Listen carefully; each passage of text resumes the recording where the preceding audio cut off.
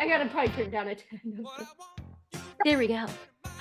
Welcome. Hello. The last session, you didn't hear this song. It was just me hearing it, and I was dancing all. Like everyone else was like, "We don't hear anything." We're like, "All right, Stephanie." Here we go. I was like, "I'll save it to the next one."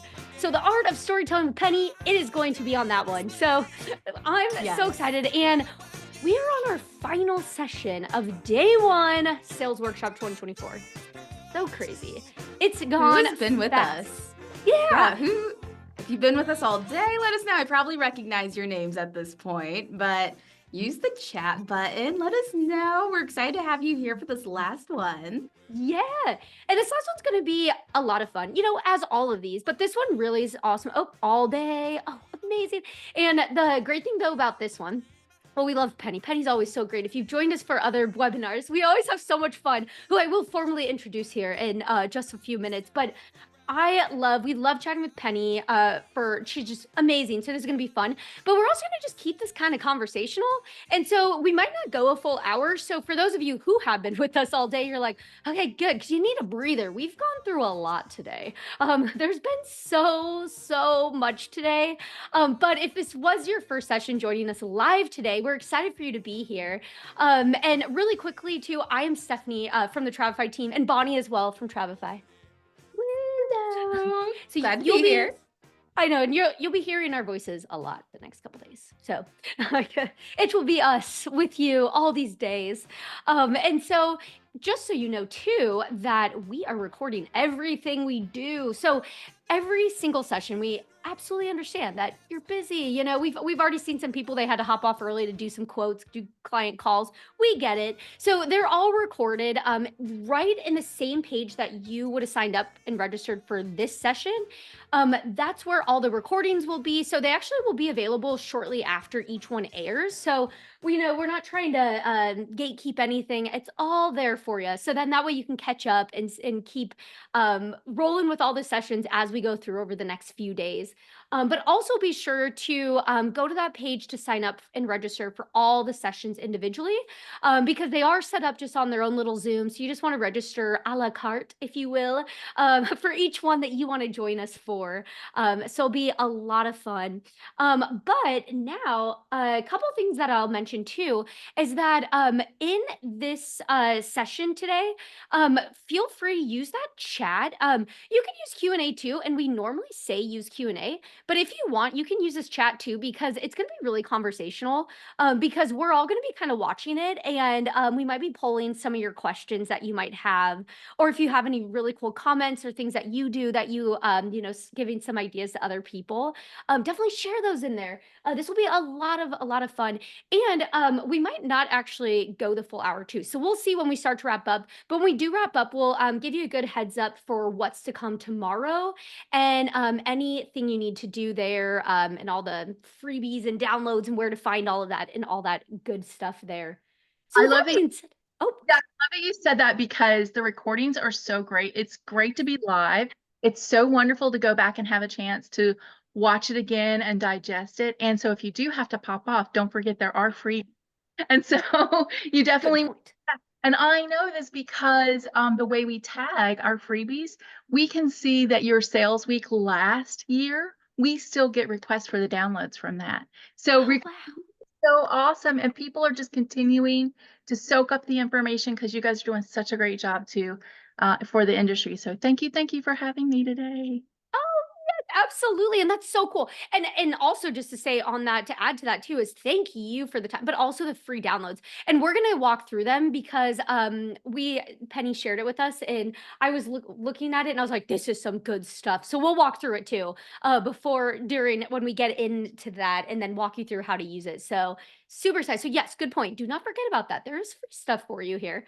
But first now I want to turn it over to you, Penny, and can you just first share a little bit more about yourself, and how did you find yourself in the travel industry? Yes. So it's a fun story for me. So hello, everyone. I'm Penny Cooper, and I am the founder and owner of Embrace the Magic Travel. I also co-founded Sea Pinnacle Travel. We are a relaxed luxury. I combine the two words. I kind of like that. Relax. Relax. Relaxed Luxury Travel Advisor, and I own that with Christina Vieira, and she and I also co-own Magic Made Simple, which is a digital marketing, email template, and coaching company for the travel industry. And so how did I get into travel? So it's been over 12 years now. And my first career was in corporate. I worked for a Fortune 100 company. I was in operations and human resources, and I did special projects. And so I was very numbers oriented, very, data driven, and that's how my brain thinks. And one thing that Christina and I have, and Christina wished she could be here today. She's actually on a cruise right now. So she's living her best travel life, right? And doing what we want to have. She has the freedom and flexibility. She took her daughter out of kindergarten and they're on a cruise with her mother and sister-in-law, and they're just having a great trip. Um, but one of the things that we found is that she's very much a visualizer, and I'm very much a hands-on, like, doer kind of person. And so we just mesh so well together. And so when we found each other through another industry event called Book More Travel Workshop, and I was a panelist during that workshop, and I was on stage talking about how I was an introvert and how really I have to, like, pump myself up to be on stage with clients. That's not necessarily something that comes natural to me. It's something that, even though I chose this as my second career, I chose it for a variety. I chose travel for a variety of reasons, but one of them was not to be, this bubbly person that has this sparkling personality that I want to show my clients is something that I work for. And part of that is through my storytelling, and that's why we're talking about storytelling today. Yeah. So how did I get into travel? Might be the story I could share with you. And Yeah. is that okay? Yeah, absolutely. Yeah, I know. We talked about this in Amsterdam when we were there for the River Cruise Expo. And I don't know what question came up. Stephanie, you and I were chatting, and I was telling about how I got into the industry and how I chose travel when I decided to move careers from corporate into being an entrepreneur. And it all started with, first of all, my agency is Family Focused Disney Forward. And it all started with my very first Disney trip. And for those of you who love and go to Disney, you'll get a chuckle when I say it was going to be my one and only Disney trip, because there's so many other places you could travel to. Why would you go back again? And then the very first thing I did was become a Disney focused travel advisor, and then converted that into family travel on down the road, and then Relax Luxury. And the reason was I gave the trip to my family for Christmas. And I'd been planning it for 6 months, heads down. What's the best resort? What's the best time to go? What's the best price? What are we going to do every day in the parks? Like, all the research, all the detail, all the things that, you tell your clients about when you're filling out those itineraries that you do. And hashtag, like, we'll throw it to Travefy Marketplace, because we've got a lot of great templates in there that talk about, these details in the days. That I was doing that for my family before I became a travel advisor. I'm sure this is a very similar story to a lot of travel advisors. You get into this industry because you love to plan, you love to travel, you're doing it for your family, you're doing it for your friends, and then you're like, wait, can I monetize this? Can I make money? Can I make this my new career? And so I was planning that trip. And at the same time, my father was in his 5th year of battling colon cancer. And when we saw him at Christmas time, we knew the time was close. And so I gave the trip for Christmas, but then we sort of put a pin in it, and we said we need to hold on. We need to wait a little bit. And he passed at the beginning of March. We moved forward with our trip at the end of April. And when I say the magic of Disney, when we walked into the Magic Kingdom, when we saw the castle, my family, my sisters were there, my son was there, my mom. When we walked in, the magic of Disney just enveloped us. It just washed over us like a healing balm. And we just knew our family was going to be able to celebrate my dad's life and just be able to take our time together as a memory that would last forever and ever. Just simply because we were in a very vulnerable place, but the magic was there to lift us up. And so when I think about that emotion, that that feeling that we had as we were on our trip, I wanted every family to be able to disconnect from everyday lives, no matter if it was life and death or if it's just a bad report card or a burnt dinner, right? Disconnect from whatever the life's trials are at that moment and just feel connected with your family. And that's what drove me to travel, was my own personal experience. And I share that story. I get really vulnerable with people and share that story, and it still brings tears to my eyes. I do that because that is a way for me to pull back the curtain and let people in and let them know, I see you, I've been you, I want to help you, and I'm here to help you create the most, the best vacation plan, experience the magic of wherever you're traveling to. That's what my company was created for, and that's the reason that I do what I do. So touching. I even to hear it again, you're like goosebumps, and it's so real. It's so real. We talk about like, yeah, this is a business, but it's more. It goes beyond that, and I think that's the important thing about storytelling is coming back to the emotion, and in that and everything. And what are ways that you share your story? Like, is it when you're talking to clients, or is it do you put it, or do you kind of how do you kind of use that? Well, here's the thing is like I gave you my big story about why I came into the travel industry, but I have a whole bunch of little stories. So when I'm talking to my clients about renting a stroller for a 7-year-old, it's like a stroller for a 7-year-old, that's crazy. And then I'm like, well, no, because you may walk 20,000 steps and they've got little legs. They may have been out of a stroller for 2 or 3 years, but they've got little legs. And by day 3 or 4, they're tired. And so bring the stroller, rent the stroller, or at least know about the strollers that are there. My son was 6.5 when we went for the first time. Well out, I mean, he's a boy's boy, well outside of a stroller at that point. And by day 3, he was definitely, I had to rent a stroller for the evening. And, just because he was just exhausted. And so I tell that story when I'm sharing about, my stroller company or my ECV scooter company. I talk about my mom and how, yeah, don't rent the ones in the park, rent the ones that you can take back to the resort, because that resort from the walk from the bus to the resort room is the longest walk in the world, right? Those are the also little bitty stories, have that information.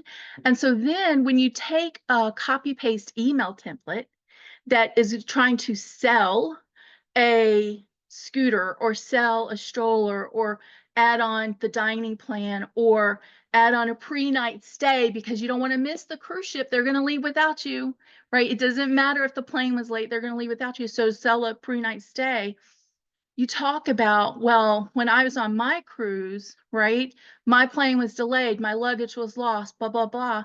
And you tell those stories in those emails that talk about selling whatever. And that's what connects people, right?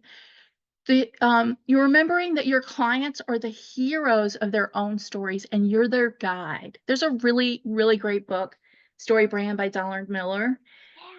Yeah. Yeah, and I'm sure a lot of people have heard about it. But that's a really great starting place. If you're getting into telling stories. He talks about your clients are your heroes, right? You're the guide that helps them understand what the different chapters of their trip are going to look like. Having your stories, though, help bring the personality to it, help bring the extra component to it. I'm scrolling Facebook, and even today, I think I saw it like twice in 2 different groups. How do I convince my client that booking with me is better than booking direct, right? We had that question all the time. Well, first of all, you're selling yourself. And so to sell yourself, you have to share yourself. You have to share your stories. And so as you start creating a bank of those stories, just start thinking about how I can interject them. And it's all through the sales process. It's through attraction. So you put it in your lead magnet. You put something there that captures their info, that captures them enough to share their email address with you that you can swap information. You put it in your nurture sequences, whether that is like a series of emails that you're sending out, or if it's your weekly newsletter, you put personal stories in there. You put it in your client care, just like I did. Like, as you're upselling and upservicing people, you add in things there, and you don't stop after the client has traveled. You continue sharing, because it's all about continuing the relationship. Christina's and my favorite sequence in our sales cycle sequence is the loyalty sequence. It's what we call referrals and repeat clients. And it's what we send to our clients after they get back from the trip. Because if you ask travel advisors, where do you get all your clients from? 80% of them will say, I get the most of my clients from referrals. And so it's like, well, how did you get your first client, right? So we talk about the attraction and the nurturing, but if 80% of your clients are coming from referrals, that means you need to continue that relationship with them. Maybe they repeat the trip, or maybe they just tell someone else about how wonderful you are to work with. So in order to keep top of mind, you want to continue that conversation, and you do that through, again, sharing stories about how you plan your next trip and about how you keep the magic alive even when you're at home. I love that. It's so cool. Well, and I think the night or well, and I hear this big time too. Like you're mentioning with like selling like even like trip insurance and stuff.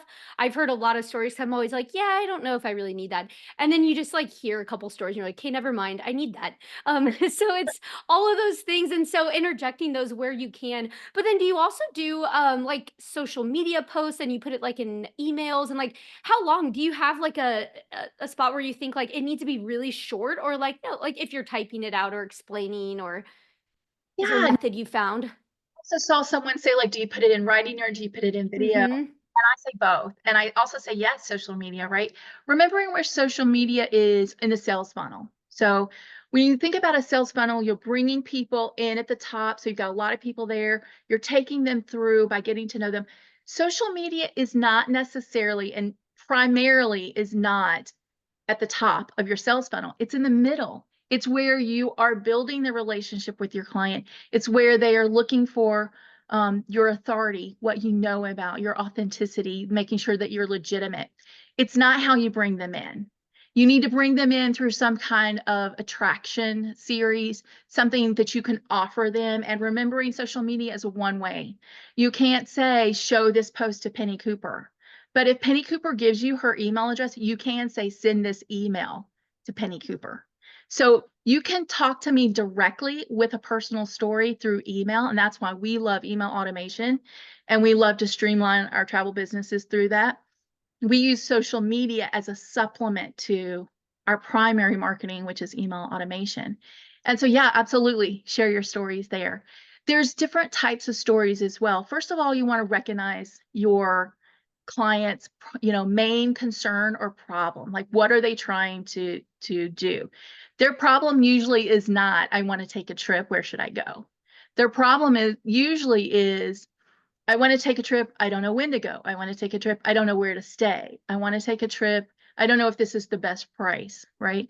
So you're trying to figure out what is your ideal client's primary pain point, what they're trying to overcome in order to make the decision that they want to work with you as a service provider. So if you can help share stories about what their pain points are, that's a great place. Another thing we do is we also share relationship type building stories that talk about when I did what your pain point is, when I faced that. Authority building stories would be things like, I attended the sales week at Travify Academy, and I networked with, ever how many people are on this call. I went on this FAM, I did this, I took this certification, and so that qualifies me to be an expert in my field. And so as people see your qualifications and your authority, they default to you as that expert. And when you talk about how many, typically in anything, you only want to have one call to action. And so if you have multiple stories that are all about one type of thing, that's great. But typically in an email or in a social media post, it's like one topic that you're talking about, one call to action, one response that you're looking for. So you narrow that down. And that's why, like in our client care series, we have 20 emails that span from congratulations, you booked, to I hope you have a great trip. So there's different touch points along the way because we've divided those up. Yes, they can definitely be combined, and you can reduce them down to 4 or 5 emails if you need to. If your client, though, has an amount of time in the past, it's been typically between 6 to 12 months. Definitely in 2024, it's been a lot closer, travel advisors. Am I right? You've been booking right on the cusp of people traveling. So we think it's now around 3 to 6 months out. So that's a shorter period of time that you need to communicate. However, that's why you communicate before they're looking to book, after they've asked for a quote, during the quote process. Even if they don't book with you after they've asked for a quote, it doesn't mean they're not going to book with you. It just means not right now. You don't necessarily lose a sale. You just didn't book the sale right that moment. So you continue that conversation with them and continue nurturing them through that till they get to the next point where they are ready to book. I hope I answered all I the like that. questions in there. Oh yeah.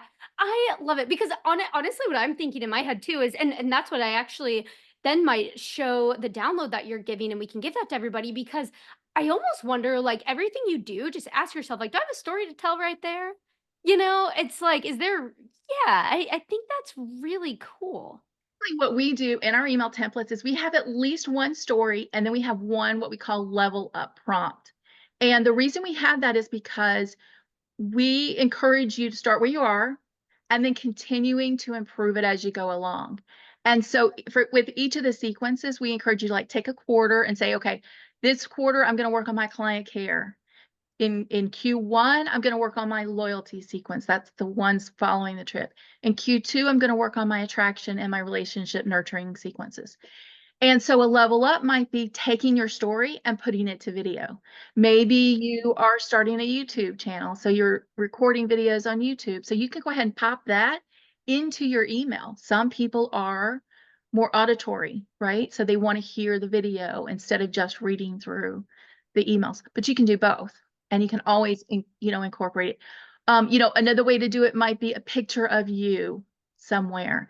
And so as you're going through your emails, you might think, oh, this is a story I can tell, but I don't have a picture from when my family was there. But the next time I go on this trip, or if I go on a trip similar to this, I'm going to be sure that I take a picture of that so that I can come back and improve this email template. And so you just keep your notes, right, of the things that you're looking to do. And then when you go on a FAM, you have a really great way to get B-roll or to get, a photo that can go in and then enhance, your emails. Right. Yeah. Yeah, making it real, going down to just the making it real. I think it's so cool. Really quick here. I want to share this because let me make sure. There we go. This link and we'll share this link in the chat. But I think what you've built here, what you've been talking about is a great way to start plugging in. How do you start implementing this? So could you Right. walk us through like how you would use this? And I can scroll down to the right page when Yeah, you yeah. have it. So that's the team, by the way. That's Christine in the purple. And then we have a project manager, Sarah. And our social media marketing and a customer person, Ashley, is there with us as well. So we're excited about the team. Yes, if you scroll down to the next, we have some of the definition of why it matters to tell your story. So a lot of this we've already talked about, but this just helps you, reincorporate that into the different pieces. And it's not just in your emails. It's not just in your marketing, even your logo, that you have a brand story, you have a brand awareness, but in your brand awareness, you talk about your story about why you do what you do. So, we go through some of that. So just, you have to start with your why, always your why, right? So I shared my why at the top of the hour because I wanted other families to have the amazing experience that I had with my family on a really, really personal trip. And so I continue that why. That's part of my why. The other part of my why was at the time, and by the way, it's changed over 12 years now in the industry, it's changed a couple of times, but at the time it was because I was homeschooling my son and I wanted to continue staying home with him to be able to homeschool him. And so being an entrepreneur in the travel industry gave me that opportunity. Now I'm so excited. He's a graduate come this December. He's graduating. Oh wow. And so, he's about to launch a whole different part of his life.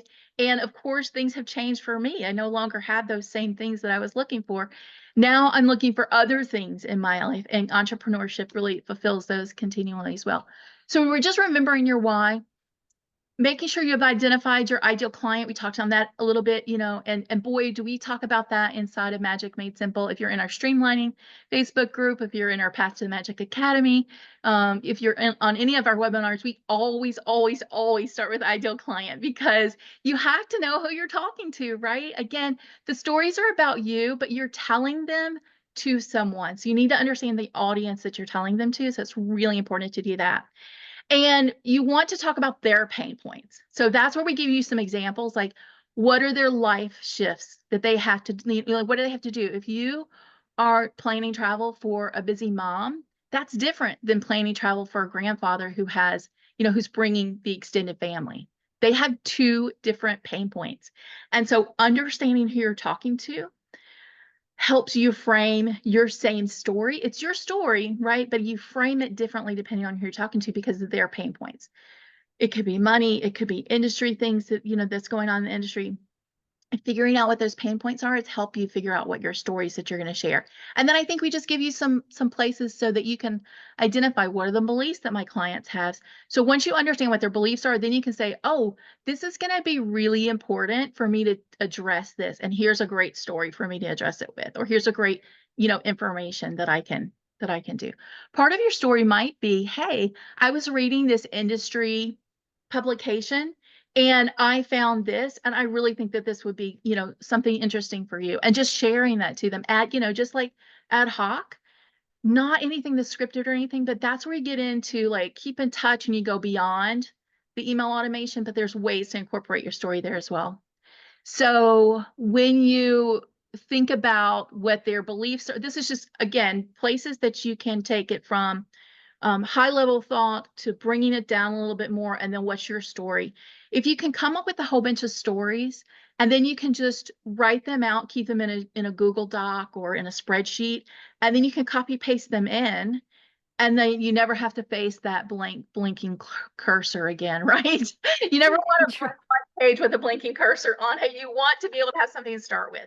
So you start there and then you modify it to fit the need that you have. And I think it just keeps going on: life belief, money belief, industry belief. And then if you keep going through how you can solve those problems. And so it just helps you break down the story a little bit more and a little bit more. Oh, So, I love that.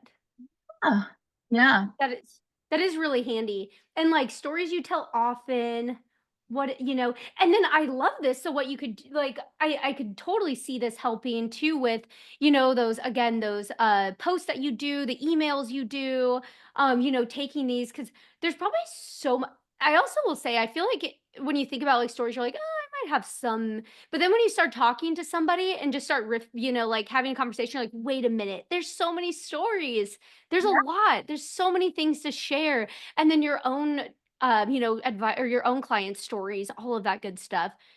Keep like a piece of just keep a notepad right by your desk. So if you're doing a client call and you tell a story, jot down something that's going to help you remember, oh, I've got this story to tell, right? Or just go through all of your emails and see where naturally you could come up with a story to interject between these two paragraphs. That's what we do. So inside of our email templates is we just have these purple prompts and they say add a story, and then we give you a prompt about what kind of story to add here. Or we'll say up level it this way, like, and give you ideas of ways you can up level that content. So yeah. That's really cool. And Bonnie, what questions we have incoming? Because I think there's been a couple here that um Yeah. Yes. So one, there's a lot of people who are saying, you know what, I am an introvert. First of all, kudos to you guys for being in something that's really client facing and challenging yourself that way. But Penny, I've got one from Gilbert here. He's been with us for all 3 sessions, so he's seen it all. But this is a good one. But how do you deal with then the prospective clients who, are impatient? They really want to rush the agent to quote quickly. How do you bring them back down and really talk to them face to face? Yeah. So Gilbert, that's a great question. And everybody's personality is going to be different. I'll just preface it with that. How I would do it and how I have done it is, first of all, I set my boundaries ahead of time. So before I even get in front of a client, I know what I am and what I won't do, right?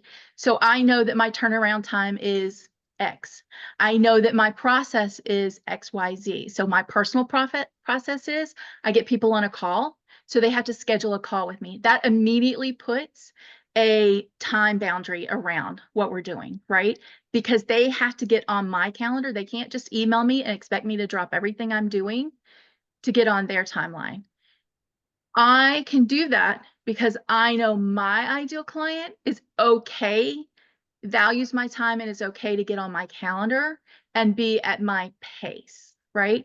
If that's not your ideal client, you may have to, refigure what that looks like for you. I also don't quote until my planning fee is paid.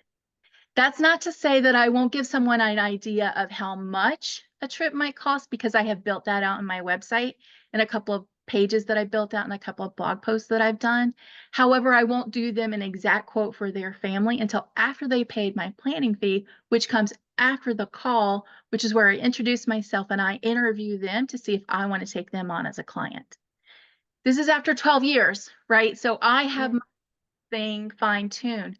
But that's what you have to do, is you have to start with your own boundaries of what you want. So if you don't want clients that are going to pressure you into doing quotes, that's the first thing you tell yourself. And then you say, how do I set that up? And it might just simply be an email about, my turnaround time is 48 hours. You can request a quote from me and I will send you a quote, but it's going to be 36 hours, 46 hours, whatever is that sweet spot that's for you, that you just communicate. That's what you need to do. People don't know unless you tell them. All they can do is just make assumptions about your job, but unless you've told them what it is, they won't know. So you just got to start with you figuring out what it is, and then you tell them what it is. Be upfront. This is actually going Yes. back, Bonnie, thinking this is like all of the sessions we had before this, really, and It that was the all whole ties thing. together. It all ties together. And that's the thing, is the whole like so Penny, what we were talking about in the past sessions was really building that sales workflow. And it's really, if you have this process and you have it down to a T, there shouldn't be area for stuff like that happening, or you pick it out before it happens, and discover it. So it's all coming full circle. And Gilbert, what I would say is, because I want to bring in storytelling, is this is a perfect place for you to tell your story about why you're meticulous and why you take time to get to know your clients and why you do take X amount of time to get back to someone. You are not a booking engine, right? And you can say that I'm not a booking engine. I am a service provider. And so as a service provider, here's what I do and why it's going to take time. So yeah. Mm-hmm. Amazing. And yeah, Gilbert says that was perfect. I hate feeling bullied by my clients. And I'm sure if we I think know. about it, we probably all have a story about that one client that we can draw something story. from. But I do have one more question for you. So I think this, oh, go for it. I also want to say, like, my favorite saying of, I can't remember if it's 2023. I think it's 2023, was, you're either winning or you're learning. And so we take these opportunities with these clients that aren't, our ideal, and we're learning from them. And then we turn that into us winning in our entrepreneurship. So yeah. Yes. You look at it as a challenge. How can we turn that around? But no, that's awesome. And, it goes back to, again, what you said, having that ideal client. One person in the chat was like, you know what, how do I figure out who my ideal client is, though? Are there any tips where it comes down to, you know what, here's what that perfect client looks like to me? Yes, there are. Yes, we actually have a whole guide about figuring out your ideal client, and it may be in our shop. And if not, I'll be sure to include it. If you download the Add More You, I'll be sure to include it in one of our follow-up emails, that you can also download the ideal client workbook as well. I think Ashley's on the call, so Ashley, remind me to do that. But we'll get another freebie. Yay. So how you do that is you figure out, first of all, it depends on where you are in your career. So like if you've already had some clients, you think back to the client you loved working with, right? The one that you would work with every single day, that you would just love, love, love to work with, for whatever reason. And then you figure out what the reasons are. Why did you like working with them? They were easy to work with. They were polite to you. They gave you plenty of time. They did a trip that you love to plan. Whatever those reasons are, that's your number one ideal client, right?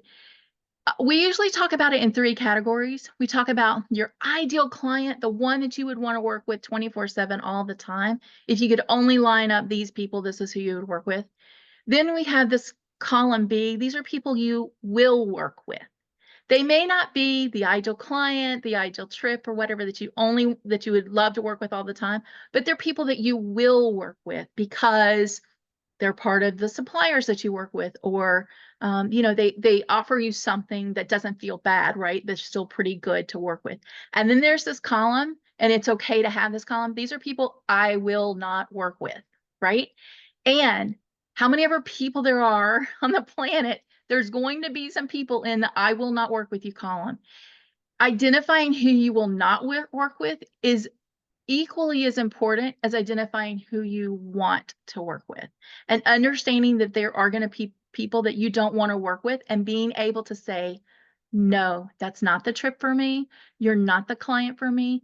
Will give you so much freedom and will release so much anxiety on your travel entrepreneur plate that actually opens you up to work with more ideal clients, because you've got the time, the energy to be able to do that. If you bog yourself down with clients you don't want to work with, you don't have the time and energy to actually work with the client, or the space to work with the people you do want to work with. So saying no is a service to them and a service to you. I like that. I was trying to find it, but it was a couple years ago. We did a webinar on how to fire. Oh, it was nicely put, like how to fire your clients. But it is so important. I mean, it is respecting yourself too, and it's. But that's a great way to look at it. Like your ideal client. That makes sense. Mhm. Yep. I like that. Um, let me see here. Oh, is there anything else? Bonnie, I did see also Ashley shout out. She is in here and she just shared links. Yay. Yes. Yes, me and Ashley in the back. High Yeah. five. But no, this is all super great. And of course, too, there's always things in the industry where it's like, oh, this is a common obstacle for me. Like, how do I really meet the obstacles that are presented to me by a client? Like, oh, the client doesn't want to do this. Maybe they aren't my ideal client, but I still want to make a sale off of them. Are those then fall into the category of, okay, I will do business, Yeah. but it's not my favorite. Probably client B. Probably client B, right? And so you limit how many of those you take. And then you're always searching for, when we talk about ideal client as well, remember, it's not about who you will and won't book. That's a big misnomer. Ideal client is about who you're talking to attract more of. So when you're building out a lead magnet, and when you're building out your story for your lead magnet and what you're going to offer someone, you are doing it to offer it to the person you definitely want to work with. So you're talking about their pain points and how you can, how you would be best to serve them. That's going to attract them, because what you say is going to resonate with them. If you understand who your ideal client is, that's going to resonate with them and you're going to attract them. You may attract some B and some C people, and then that's where you have to discern, and you use some of your tools like a consultation call, or a closing the sale sequence where you ask for different information. Like, your call to action isn't always book the sale. Your call to action maybe give me some more information. And so you can learn a lot from the way people give you information, whether or not you want to work with them. There's lots of ways you can pepper in that sort of thing. And we built that all out on automations, because that's what we do. And so you can just figure out, like, in your process, what's the best way to do that. We love an automation. Yeah, It's it saves you time. yeah, it totally saves time. Um, there's a couple questions here. Bonnie, I'll let you take one of them, but I'm going to say one really quick. Is Sherry asks is um so I think this is a perfect example because Sherry said that first of all, this has been incredibly helpful, she said. And but she said it makes sense, or would it make sense if I have a client who just did a trip and they were writing like a daily Facebook post like on their personal page with images. She is willing to let me use it. Is that a good idea for part of the storytelling? Yes, yes. That's You can tell your personal, that's perfect. You can tell your personal stories, that you can also tell your client stories, right? So where you don't necessarily have a personal story to interject, definitely pull from, but also, yeah, hold on to those stories that your clients are willing to give you, right? And if they're willing to give it to you verbatim, great. If they're not willing to give it to you verbatim with their photos or whatever, you can still take that story and then you can make it anonymous and you can tweak it a little bit, like to pull out the golden nuggets from it, and then just use it. A client of mine, right? This happened and this is how I helped them and this is what they experienced. And so you tell that story that way versus, hey, my family of 5, we're here, blah, blah, blah, that kind of thing. So you just have a little nuance with it. I like that. You do that with your testimonials as well. Testimonials are great, True. right? So your testimonial just doesn't have to be, on Google, whatever, or on Facebook, where someone gives you a thumbs up and says, Penny is a great, travel advisor. Your testimonial really should be more of the story. I went to Penny because I wasn't sure, insert pain point. And she helped me insert what I did for them as we were booking their trip. And our trip was, now you talk about how wonderful their trip was. So the story is the beginning, the middle, and the end of how their whole trip. And you don't have to wait, by the way, pro tip, don't wait until the end of the trip to ask for the testimonial. Ask for the testimonial while you are in the middle of planning the trip before they leave. Get the testimonial from them, because it's not about the testimonial for you is about your service. It's not about how good the hotel was or how beautiful the sand and the water was, right? The testimony is how well you communicated with them, how comfortable they felt before they went on the trip, and how they knew and were excited about this trip that you planned. And that's the testimonial that you really want. That's great. I love that. I'm someone too, because I am always the traveler in these situations, but seeing stories just helps make sure that, you're a real person, you have real experiences. And Penny, I know you've gotten to the bottom of that and figured it out and cracked the case on storytelling. So I love hearing this. I do have another question for you. All of the comments, I will say, are just loving everything that you're sharing.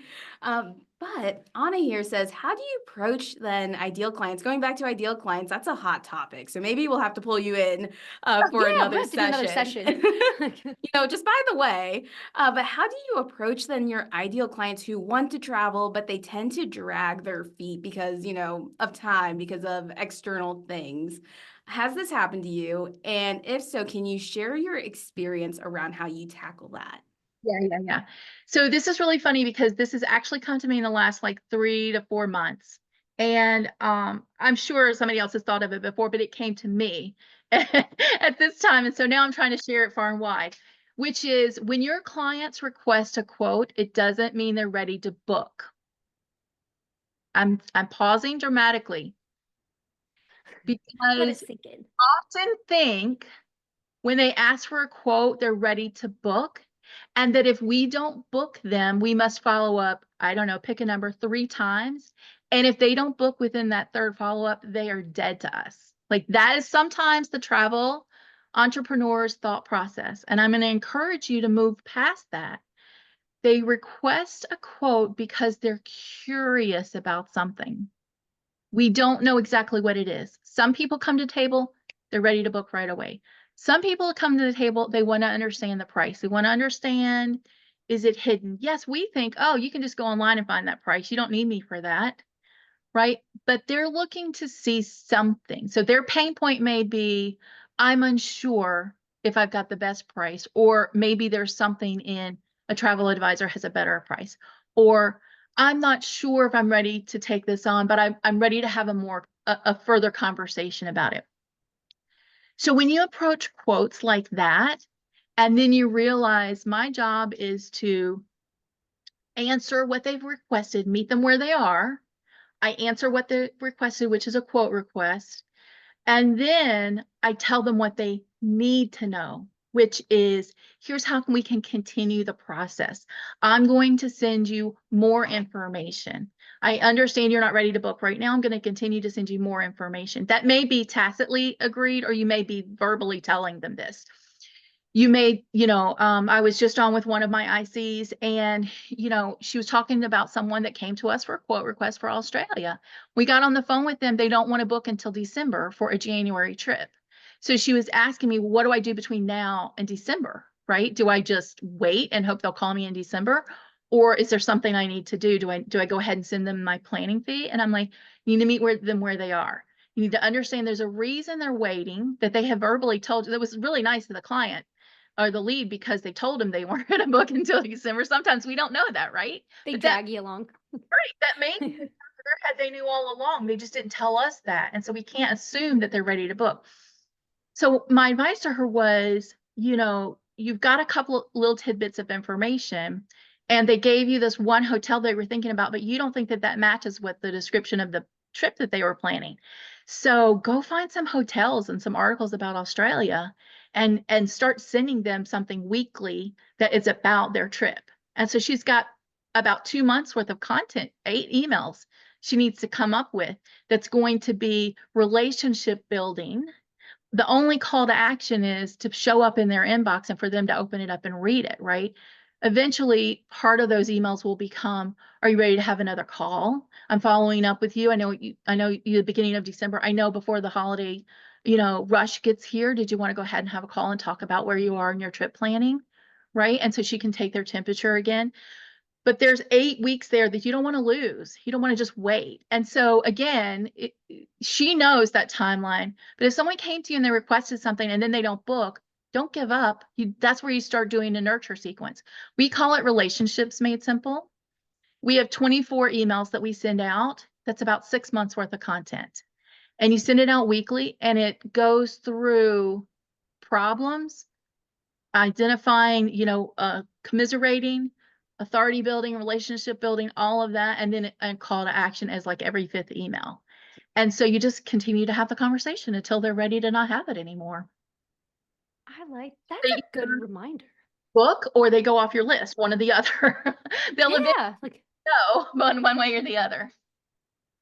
it's like, at least you tried. And yeah, and I think that all brings us back to, the art of it's not just storytelling, it's about real people. It's like also, we're all in this because that's a very good point that you made at the very beginning is that, of course we're in a business and selling and this whole thing's called sales workshop. But it really all comes down to it is why everybody probably started in this is because you had an emotional tie to travel and you want other people to experience that. So we're actually in a pretty cool industry, like, business here, which is pretty nice. And I love that. Well, to wrap us up really quick here, because I want to share some things before we go for tomorrow to prep everybody for tomorrow's festivities for sales workshop. But before we do, though, Penny, is there any final words, any final things that you'd just like to leave with everybody? Well, I mean, it's so exciting to be here. And yeah, I'd love to come back and do the ideal client I call. know we need to do that. Yeah.